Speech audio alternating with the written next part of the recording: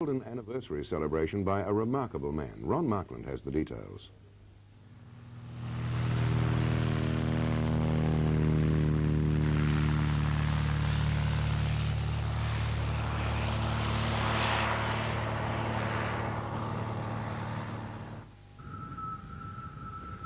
Sailplaning, an art, a thing of beauty. Man and sophisticated machines soaring with nature's air currents. It wasn't always that way. The first gliders were relatively inefficient, crude machines, and few men today would want to risk trying to fly them. But in the small farming community of Clifton, a pioneer airman has turned back the clock, and at 75 has flown the same glider he built and lumbered into the air aboard 50 years ago. In 1929, John Bange was a young man with a passion to fly and very little money. So he talked it over with a man named Brain, who was then the chief pilot of Qantas. I told Mr. Brain I was thinking of building a big fighter about 30 feet long and anchoring it with a powerful cable. And he said that wasn't a very good way. He didn't think from the point of safety of getting into the air. He said, why not build a glider? 2,000 hours of hard work and 195 pounds later, John had his AZURE STAR, but he still didn't know how to fly. I'd only been up as a passenger a few times. And when I had finished this particular machine, I still hadn't flown any aircraft. I'd never handled controls, but I finished it one afternoon, got a fellow to help me assemble it outside, we tied it down, and the next day I took it up. Did my first solo in it. I'd never handled controls before, and just how I got it down in one piece, I don't know, but I did. John was to have many other hairy experiences, but he survived them, and today, in front of a crowd of enthusiasts and his children and grandchildren, he relived that day 50 years ago.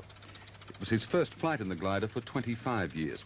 For that time, it had lain in a shed on John's farm, but dusted off and a bit of repair work to its struts and plywood and fabric body, the AZURE STAR once again took John aloft, towed into the air by the same 1932 Chevy that had performed the task half a century before. Once that catapult starts to move that machine forward and you see the ground start to move under you, you get into another kind of world. It's a sensation that isn't equal in anything by anything else in life that I know, and that's there until she finally stops. I'm going to fly as long as I can fly. If I lose my license medically, well, I'll fly something that doesn't call for a license. John says his flight was part of a campaign of the Sporting Aircraft Association's local branch to encourage more people to fly. But there's more to the bond between John Bange and his ancient glider. I just don't really know. It's just that, well, I suppose I started with it. I've seen flying go through a lot of stages in that time, and I sort of feel tied to it to some extent. For instance, I wouldn't like to sell it to anybody, even if they gave me $10,000 for it. And there's still more. I suspect that John is a fortunate man who at 75...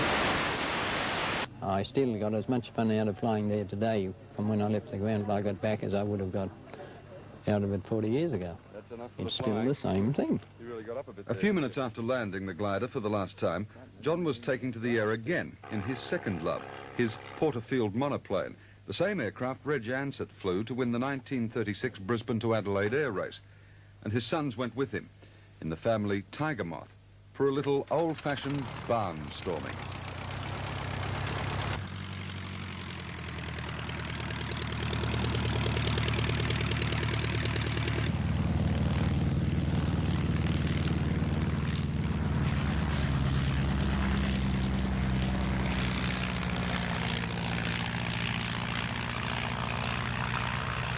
I'm going to fly as long as I can fly. If I lose my license medically, well, I'll fly something that doesn't call for a license. John Bange taught his sons to fly in the AZURE STAR. Now he teaches his grandchildren in the Porterfield. You see, John's not just a pilot. As one man said today, he truly deserves the title Airman.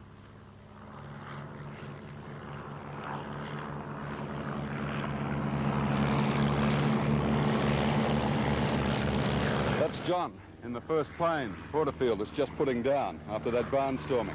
Now, after his glider flights, I invited him to take a couple of circuits with me in our news helicopter. He said he wasn't fussy. No thanks. Those helicopters, they're not safe. I'm Ron Markland, National News Today. And a remarkable man. Most men his age are content to pilot an armchair.